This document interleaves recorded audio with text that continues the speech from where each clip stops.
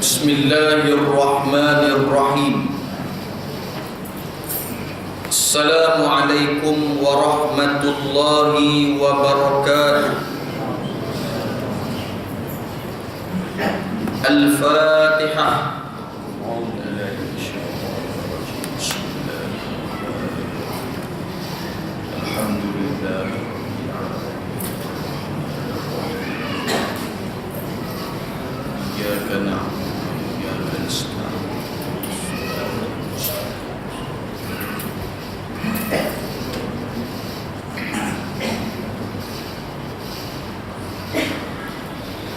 Alhamdulillahi Rabbil Alamin.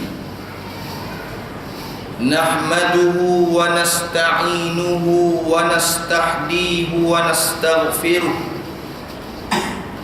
wa natubu ilayhi wa na'udzu billahi min syururi anfusina wa min sayyiati a'malina. Man yahdihillahu fala mudilla lahu wa man yudlil fala hadiya lahu. Wa ashhadu an la ilaha illallah wahdahu la syarika lahu wa ashhadu anna sayyidina Muhammadan abduhu wa rasuluh. Allahumma salli wa sallim wa barik ala sayyidina Muhammad wa ala alihi wa ashabihi wastanna bisunnatihi wahtada bihadiyihi ila yaumiddin. Qala rabbi shrah li sadri wa yassir li amri wahlul 'uqdatam min lisani yafqahu qawli. Allahumma faqihna fid din wa 'allimna ta'wil wa fahman nabiyyin wa ilhamal malaikatil muqarrabin. Allahumma rabbi yassir wa la tu'assir, rabbi tammim bil khair, amma ba'd. Yang dimuliakan Tuan Imam, ahli jawatan kuasa masjid, sidang jemaah yang dimuliakan oleh Allah Subhanahu wa ta'ala. Alhamdulillah, pertama-tamanya dan seterusnya, marilah sama-sama kita merofakkan kesyukuran kita kepada Allah Subhanahu wa ta'ala di atas nikmat yang tidak terhitung hebatnya, nikmat Islam dan nikmat beriman kepada Allah Subhanahu wa ta'ala. Sekaligus kita dipilih oleh Allah Subhanahu wa ta'ala untuk beriktikaf di dalam rumah Allah Subhanahu wa ta'ala. Tuan-tuan, ibu-ibu yang dimuliakan oleh Allah Subhanahu wa ta'ala, sekarang ini kita berada di dalam bulan-bulan haji. Bulan haji ini bermula daripada Syawal, Zulqa'dah dan 10 hari di dalam bulan Zulhijjah. Maka ini dipanggil tempoh bulan-bulan haji. Dan haji ini merupakan amalan yang paling tinggi yang dilakukan oleh Rasulullah sallallahu alaihi wasallam. Kerana di dalam ibadah haji itu sendiri, Islam disempurnakan sebagaimana firman Allah Ta'ala, Al-yawma akmaltu lakum dinakum wa atmamtu alaikum ni'mati wa raditu lakumul Islam madinah. Ini ayat turun di dalam khutbah Arafah yang dilakukan dalam Hajjatul Wada yang dibaca oleh Sayyiduna Rasulullah sallallahu alaihi wasallam.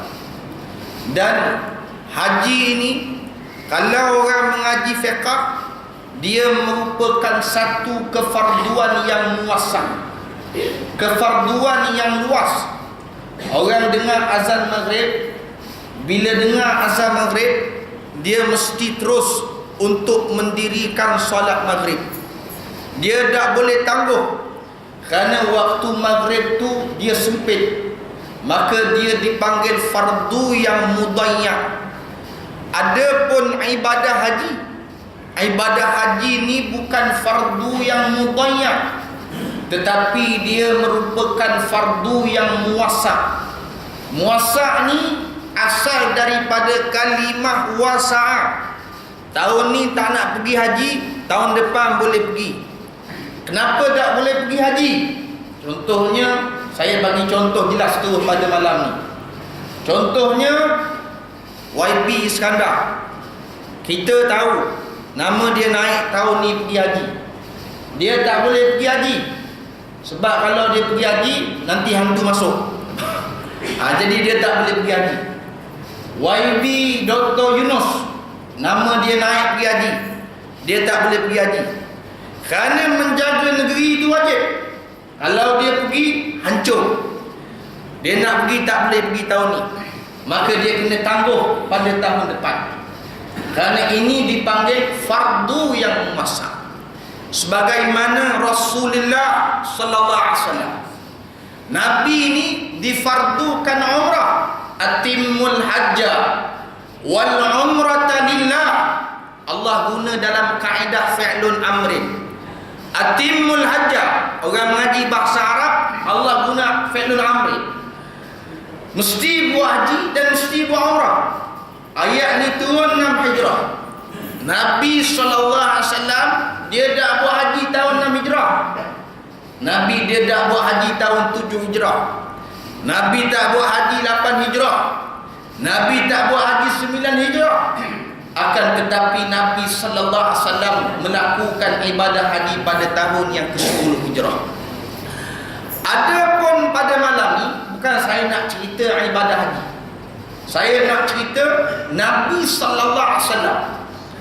Zaman hari itu, Nabi duduk di Mekah selama 13 tahun.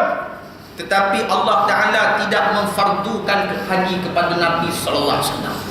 Betul? Kalau ikut kira 13 tahun Nabi duduk Mekah, baik fardu haji, baik fardu umrah, tapi dah ada kerja tugas lagi besar. Nabi duduk di Madinah tahun kedua, lain cerita.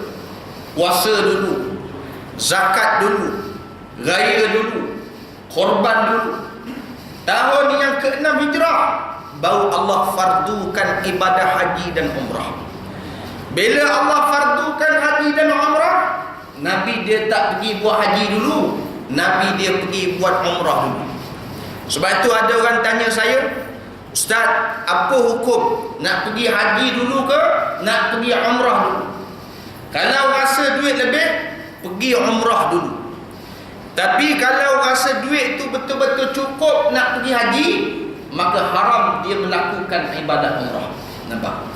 Duit dalam bank tabung haji ada 10,000 je. Dia pergi umrah Ramadan menyebabkan dia tidak ada harapan nak pergi haji, maka haram dia melakukan ibadah umrah. Faham ke tak ni? Lama orang khabar kat kita, Ustaz sebut malam ni haram pergi umrah. Ini berlaku sebab masa orang kuliah dia tidur. Dia sedar-sedar dia haram. Jadi saya nak sebut. Jadi sidang jemaah yang dimuliakan oleh Allah Subhanahu Wa Taala. Satu, bila mana Nabi SAW dia melakukan ibadah haji. Ibadah haji merupakan amalan yang paling tinggi yang dilakukan oleh Rasulullah sallallahu alaihi wasallam. Nabi sallallahu alaihi wasallam walaupun dia duduk di Mekah zaman hari itu, saya sebut Allah tak memfardukan haji, Allah tidak memfardukan umrah. Selama 13 tahun Nabi SAW duduk di Makkah. Orang Makkah dia hanya perlu ada satu perangai saja. Apa dia? Dengar apa yang Nabi nak bagi tahu. 13 tahun dengar. Ada tak orang Mekah dia mesti bayar zakat dekat Mekah masa zaman Nabi di Mekah? Tak perlu. Kena puasa tak? Tak perlu. Kena sembahyang tak? Tak perlu lagi, sebagaimana berada di Madinah Al-Munawwarah. Orang Mekah 13 tahun summa sawwahu wa nafakha fihi min ruhihi wa ja'ala lakumus sam'a. Orang Mekah dia benda yang dia kena buat 13 tahun ialah dia kena dengar apa yang Nabi buat. Nampak? Sebab itu mula-mula Nabi sallallahu alaihi wasallam, Nabi ni dia tak pergi Yasrib dulu. Nabi dia pergi Taif. Taif ni daripada Mekah ke Taif lebih kurang 1000 kilometer. Lalu Nabi sallallahu alaihi wasallam pergi ke Taif. Bila Nabi sallallahu alaihi wasallam pergi ke Taif, lalu orang-orang Taif menerima Nabi. Nabi seronok. Lalu orang Taif kata, na'budu ma ta'budu. Kami akan beriman. Na'bud ma ta'bud. Kami akan beriman dengan apa yang kamu sembah. Nampak? Walakin, ada tapi juga, bukan kami sembah saja. Walakin, akan tetapi, kata orang Taif, kamu ta'budu ma na'bud. Kau kena sembah dengan apa yang kami sembah. Lalu turun ayat Al-Quran, qul ya ayyuhal kafir. Kafirun bukan satu panggilan daripada Allah. Kafirun merupakan satu celaan daripada Allah Subhanahu wa taala. Sebab itu tuan-tuan, kita ni mesti tahu. Kita diajar di dalam surah Taubah. Orang kafir, bila sebut kafir, baik dia zimmi, baik dia harbi, baik dia mu'ahad, dalam hati perut dia tidak akan bersetuju dengan Islam buat selama-lamanya.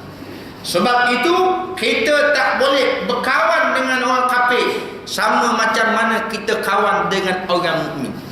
Kita berkawan dengan orang kafir dalam keadaan kita berjaga-jaga. Sebab itu sidang jemaah, kadang-kadang kita sedih. Orang kita ni bila berkawan dengan kafir ni, dia lebih-lebih terlampau over, sampai menyamakan si kafir dengan Omar Abdul Aziz. Subhanallah. Betul tak? Tak usah mengaku lah, jangan tak mengaku malam ni. Orang kita, dia macam Omar Abdul Aziz. Kata tuan guru Haji Abdul Hadi awal, jangan sebut, biar masuk Islam dulu. Nampak? Ulama dia ingatkan kita, biar masuk Islam dulu, baru boleh sebut sama dengan Omar Abdul Aziz.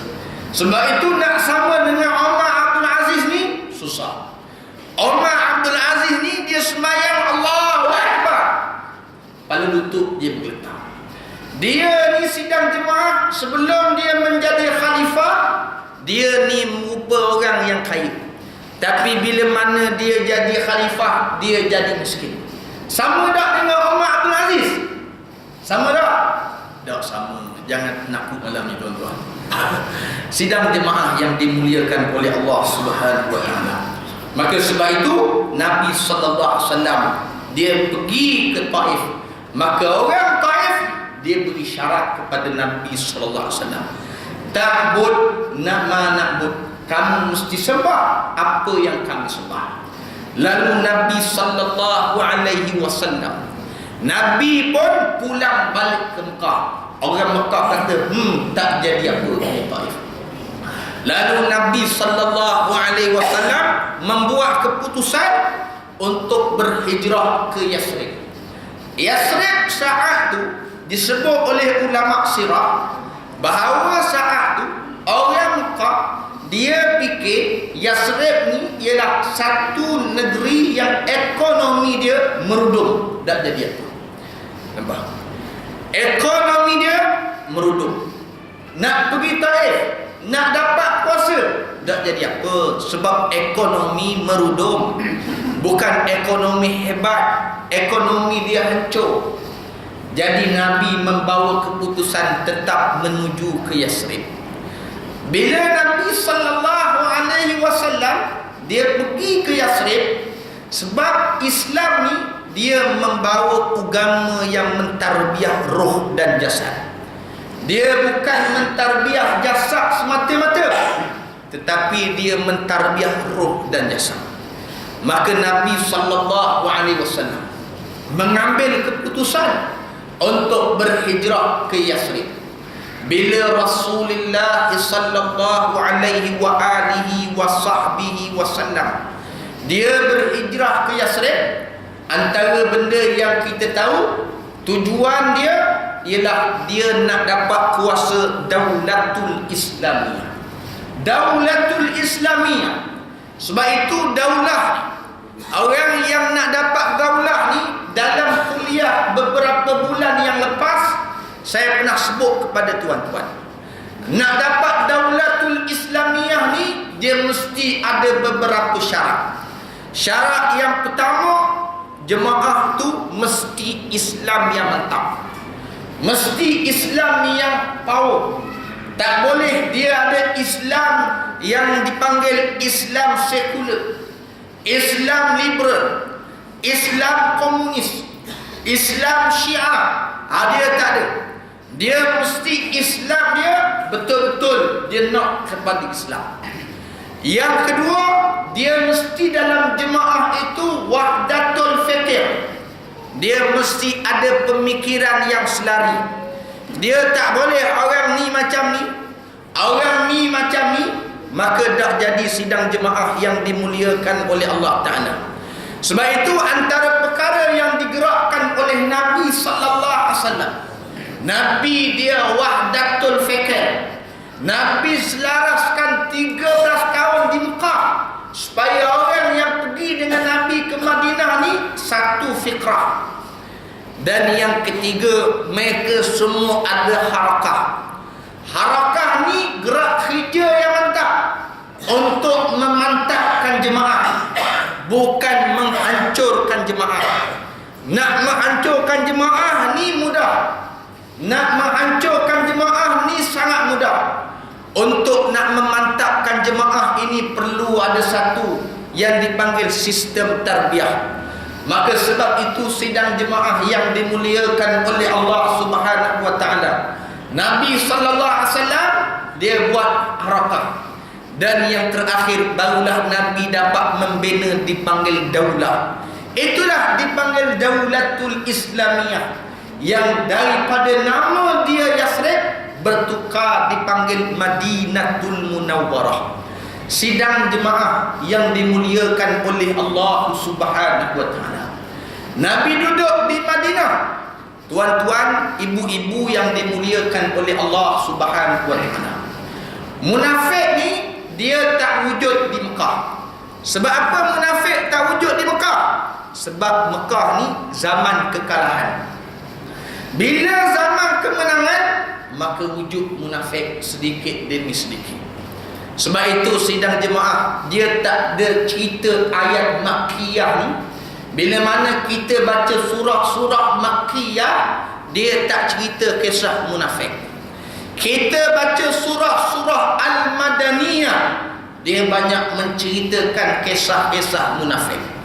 Mengapa timbul munafik ni? Bila mana di zaman Madinatul Munawwarah, zaman Islam ada kuasa sikit, dia timbul perangai-perangai si munafik ni.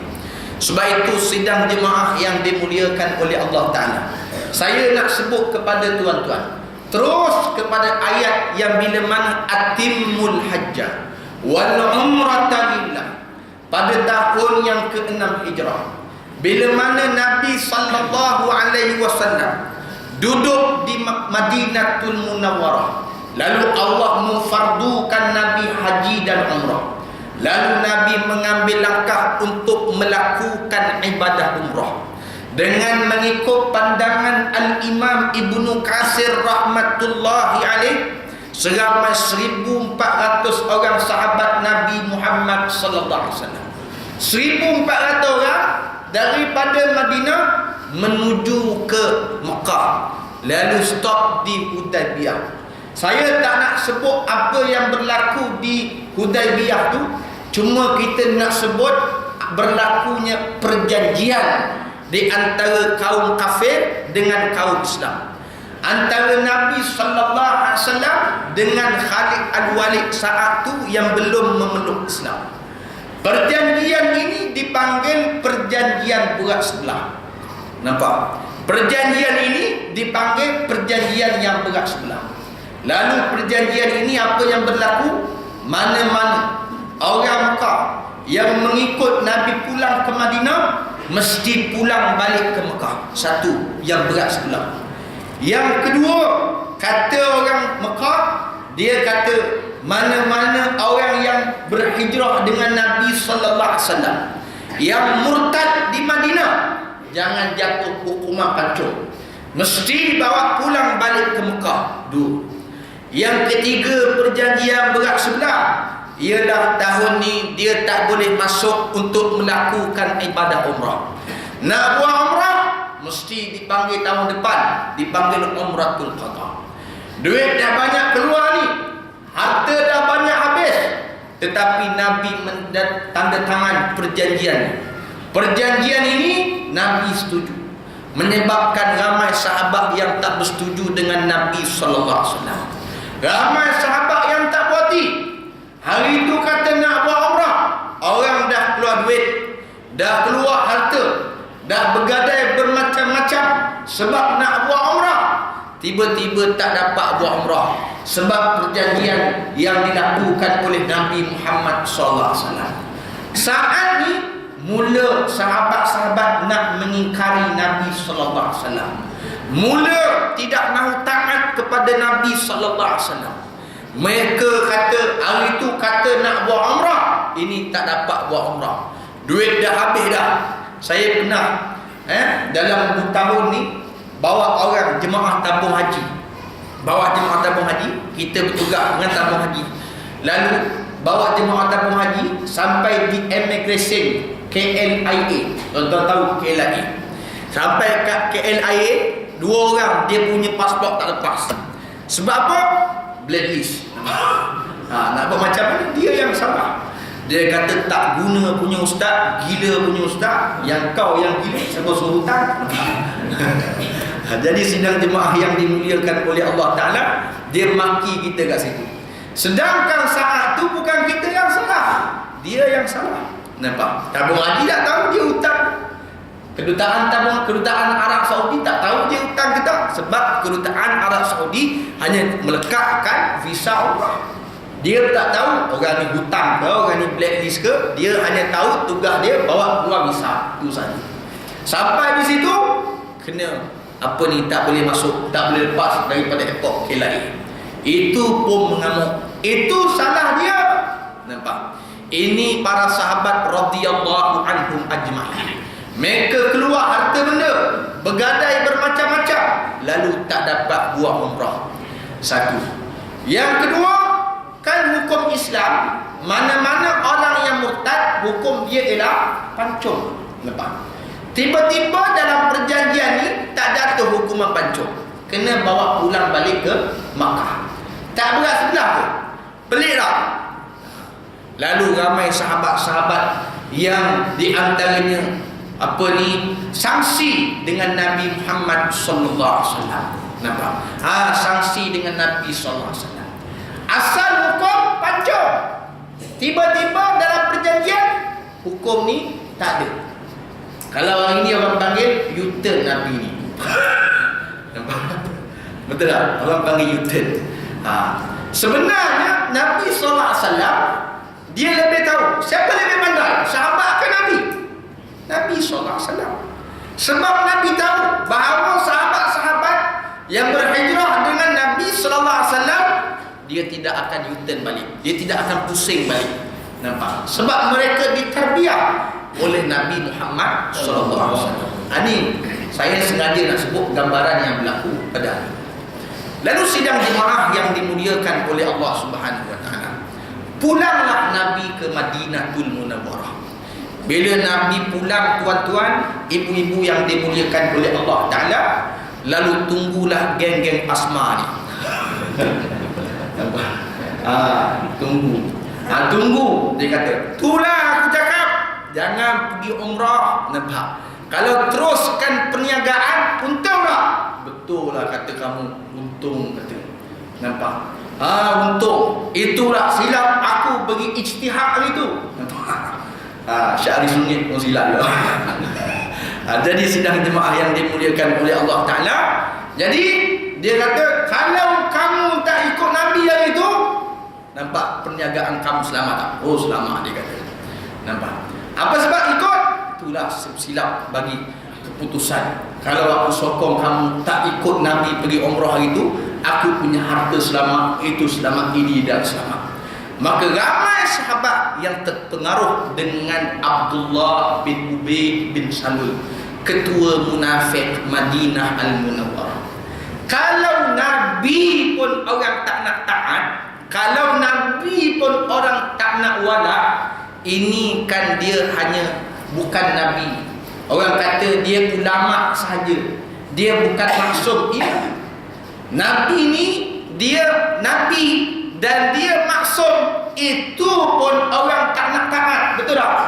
Maka sidang jemaah yang dimuliakan oleh Allah Ta'ala, orang yang taat, maka mereka itulah dipanggil orang yang duduk di dalam perjanjian Hudaibiyah. Mereka mendapat satu gelaran firmanullah Ta'ala, inna fatahna laka fatham mubina liyaghfira lakallah ma taqaddama min zambika wa ma ta'akhkhara wa yutimma ni'matahu 'alaika wa yahdiyaka siratan mustaqima.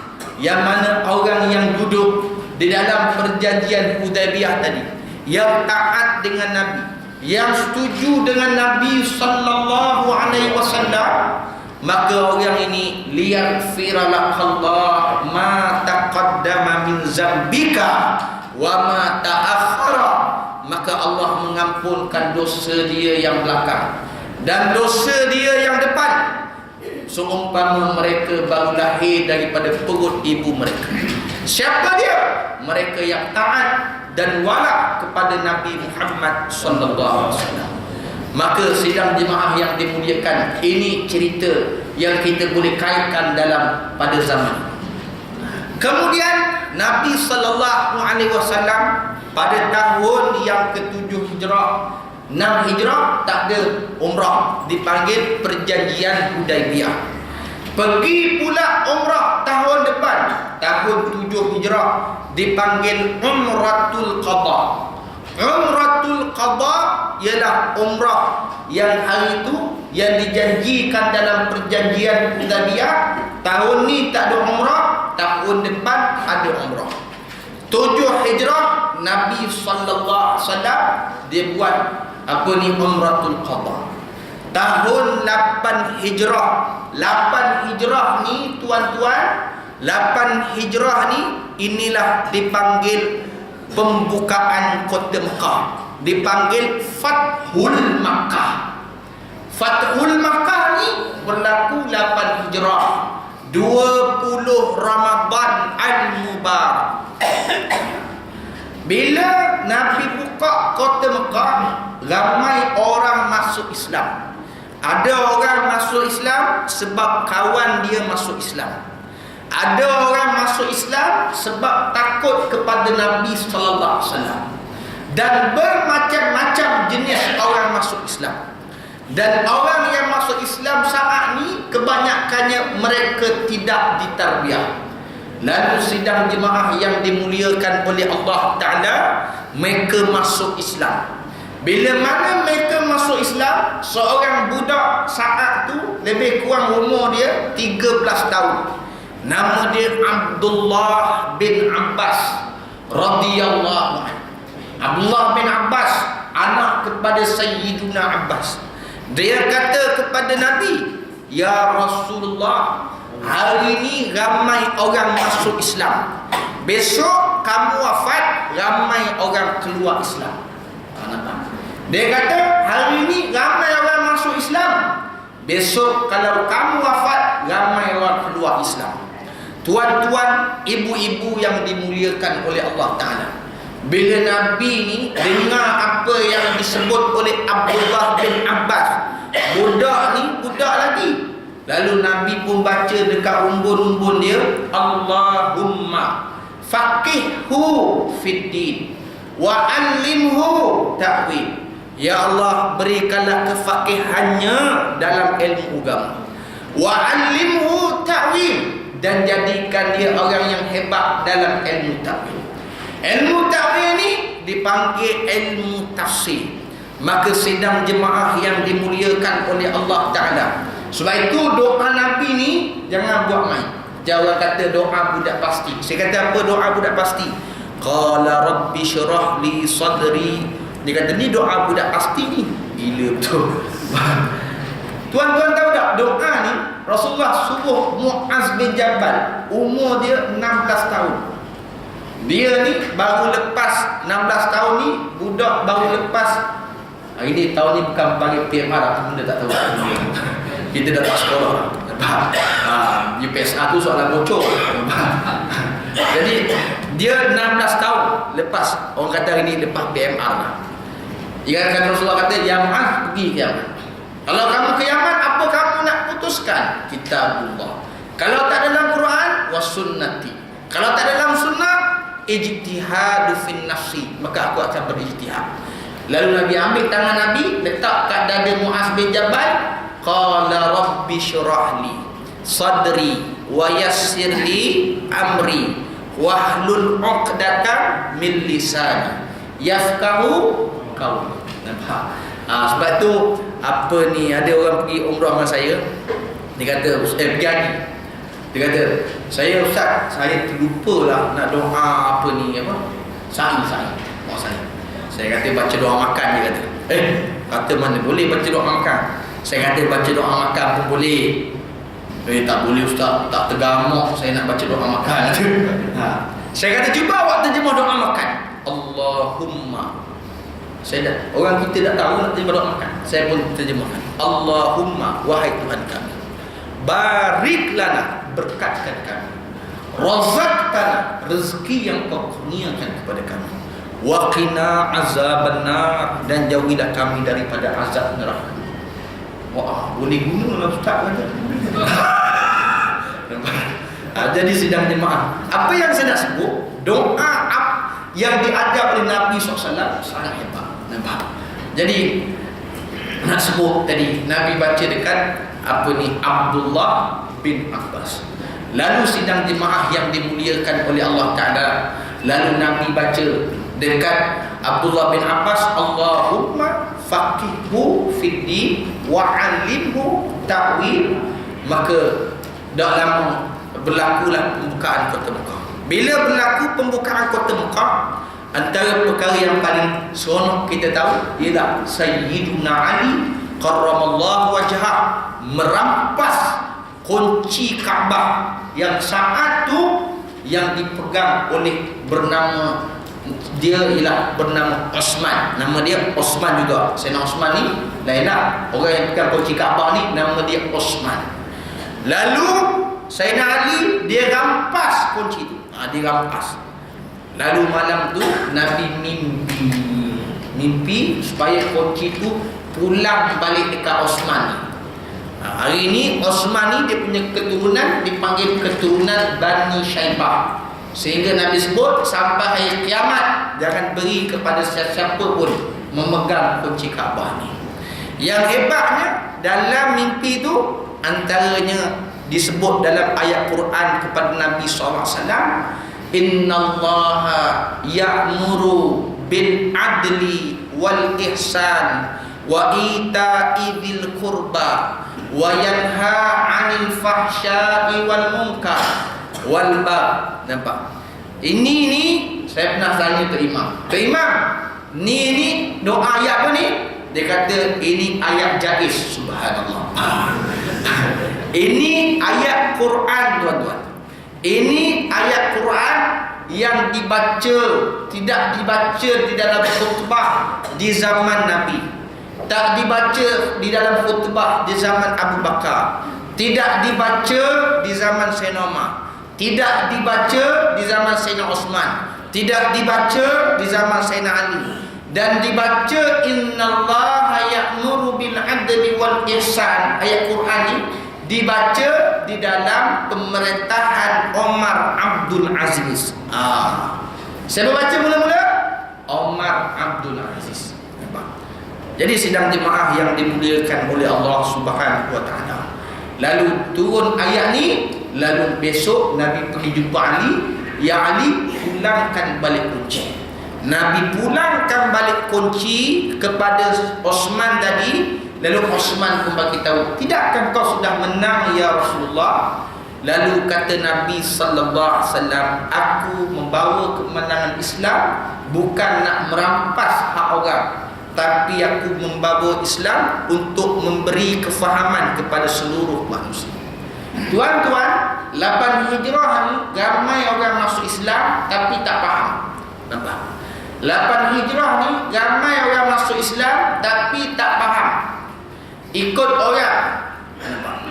Sebab itu disebut oleh nakib saya, Ustaz Ridwan Ismail, disebut apa yang berlaku dalam jemaah kita ni sebenarnya, dia bermula pada tahun 1998. 1998 ni mula berlaku pergolakan. Cuba tuan-tuan perhati. Saat ni orang bengong nak pergi ke mana. Nak pergi ke sini zalim, nak pergi ke sini rasa macam ekstrim. Tapi sebab kawan saya masuk, saya pun masuklah juga. Betul tak? Faham tu dah ni? Ke orang Ampang ni paslan. Nampak? Paslan tahu tak? Mengaku ahli gerakan Islam tetapi walak kepada ketum. Jadi sidang jemaah yang dimuliakan oleh Allah Subhanahu wa taala. Jadi sidang jemaah yang dimuliakan oleh Allah Ta'ala, apa yang saya nak sebut, 8 Hijrah ni ramai orang tak faham masuk Islam. Lalu Nabi SAW pulang ke Madinah balik 9 pulang balik. Dan tahun ke-10 Hijrah Nabi melakukan Hajjatul Wada. Bila Nabi lakukan Hajjatul Wada, maksudnya ini haji yang terakhir, dan tak lama Nabi akan kembali ke rahmatullah. Jadi bila mana Nabi wafat, tuan-tuan, ada azan tak? Dah masuk waktu dah? Dah.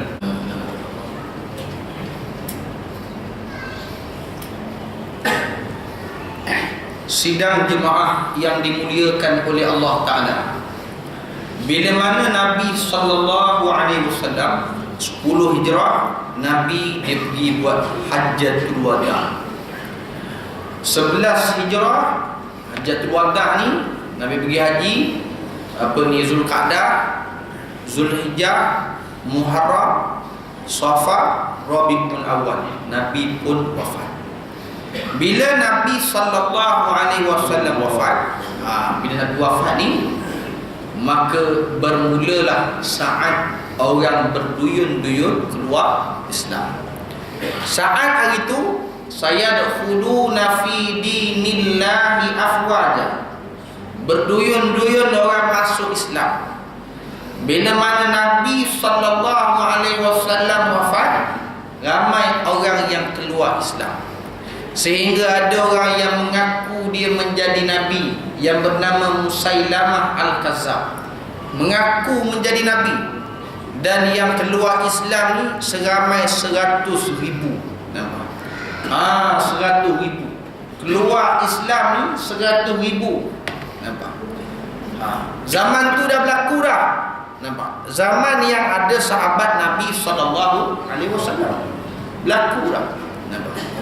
Jadi tak pelik dah. Bila mana orang yang tak bersetuju dengan ulama, tak bersetuju dengan syura, konon-kononnya dia lebih cerdik, nak buat pasma, buat lah. Nampak? Nak buat parti lain. Nampak? Sebenarnya Quran dah ajar kepada kita, falamma fasala qalu tubil junudi qala innallaha mubtaliikum binahar. Tuan-tuan baca dalam Quran. Jelas tentera Talut hampir disebut oleh Imam Ibnu Katsir 84,000. Nampak? Kalau kamu nak minum air sungai ni binahar, nak minum air sungai ni boleh, tapi sikit je kalau nak minum. Lebih tak boleh. Dalam 84,000 ni yang taat kepada pemimpin bukan semua. Yang taat 3,000 je, 81,000 habis semua hancur. Nampak? Ini Quran dah ajar kepada kita. Nak cerita benda tapisan yang ditapis oleh Allah Subhanahu Wa Taala. Jadi sidang jemaah yang dimuliakan, wafatnya Nabi 100,000 yang murtad. Betul tak kata Abdullah bin Abbas? Betul. Ini punya hebat yang nak menunjukkan Abdullah bin Abbas ni seorang yang futuristik, yang berpandangan jauh, memikirkan bagaimana keadaan nasib Islam. Kemudian naik Sayyiduna Abu Bakar As-Siddiq radhiyallahu anhu. Abu Bakar ni naik Abu Bakar.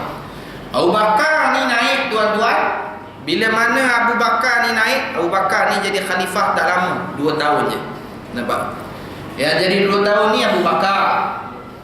Umar Abdul Aziz pun 2 tahun. Dr. Muhammad Mursi pun 2 tahun.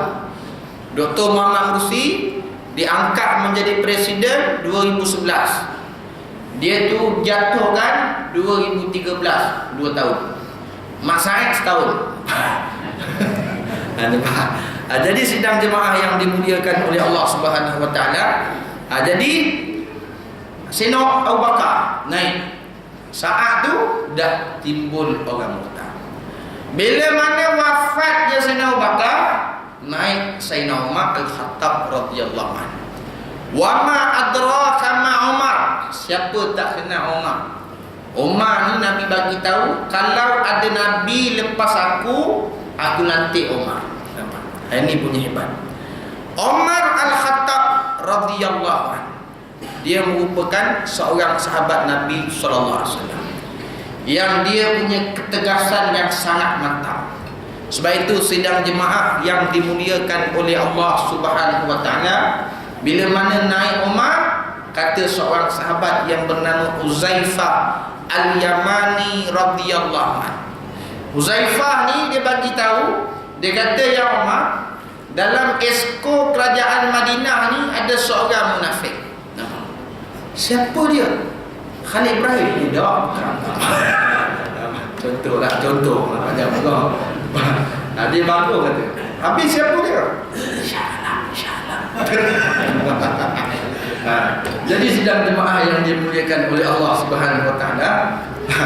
Jadi kata Umar, siapa dia Huzaifah? Huzaifah kata, aku tak boleh bagi tahu. Nampak? Ini Huzaifah Al-Yamani radhiyallahu anhu. Kata Huzaifah, fitnah ni akan meletup ya Umar bila mana kewafatan kamu. Nampak? Nabi kata, al-fitnatun naimun. Fitnah ni barang dia tidur. Nampak? Fitnah ni tidur. Sebelum ni orang tak tahu masalah dalaman, orang tak tahu, senyap je belakang. Tapi bila meletup, nampak? Ni sebut fitnah ni tidur. Nampak?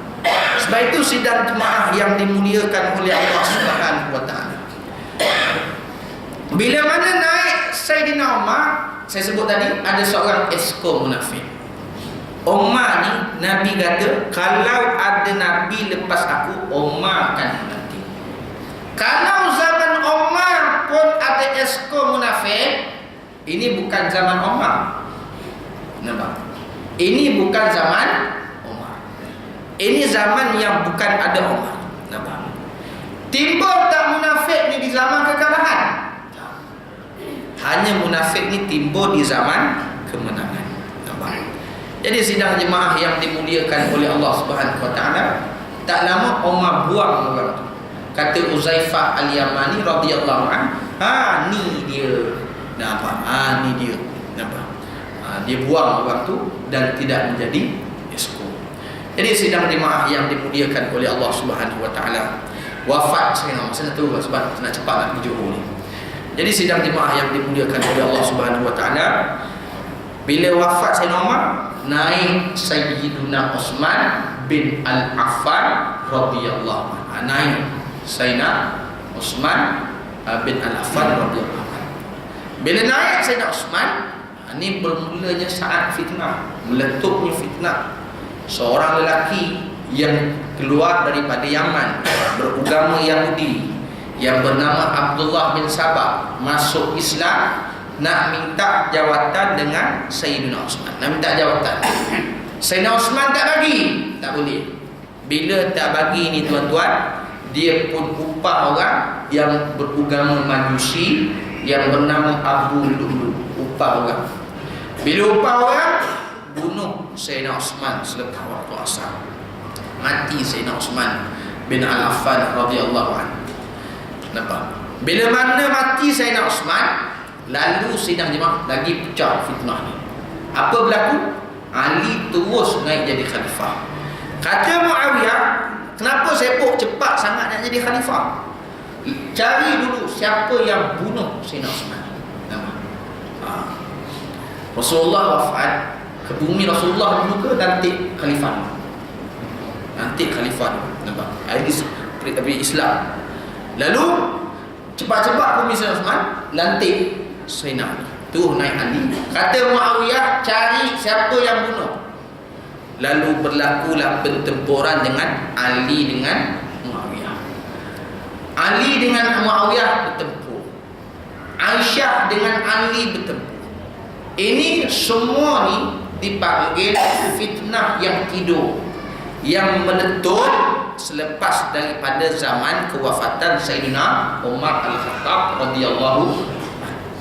Sebab itu ada orang jumpa jumpa Sayyidina Ali, ya Ali, zaman Abu Bakar tak bergocok lagu ni, zaman Umar tak bergocok lagu ni, zaman kamu gocok lagu ni. Kata Ali, zaman Abu Bakar orang dia perangai dia macam aku, zaman Umar orang dia perangai macam aku, zaman aku orang dia perangai buruk macam kamu. Ada tu pengajar. Jadi sidang jemaah yang dimuliakan oleh Allah Ta'ala, sama tak zaman Ustaz Fadil dengan zaman sekarang? Tak sama sidang jemaah. Zaman tu orang nak mahu sangat dipimpin oleh ulama. Nampak? Zaman dipimpin oleh Ustaz Fadil, semua orang mahu, kita merasakan kita perlu dipimpin oleh para ulama. Zaman Tuan Guru Haji Hadi, kita rasa kita pula perlu memimpin ulama. Nampak? Ni gila semua kerja. Nampak? Ni sidang jemaah yang berlaku. Nampak? Ni jahat, fitnah. Hari ni orang nak menghancurkan Islam, sangat-sangat jahat.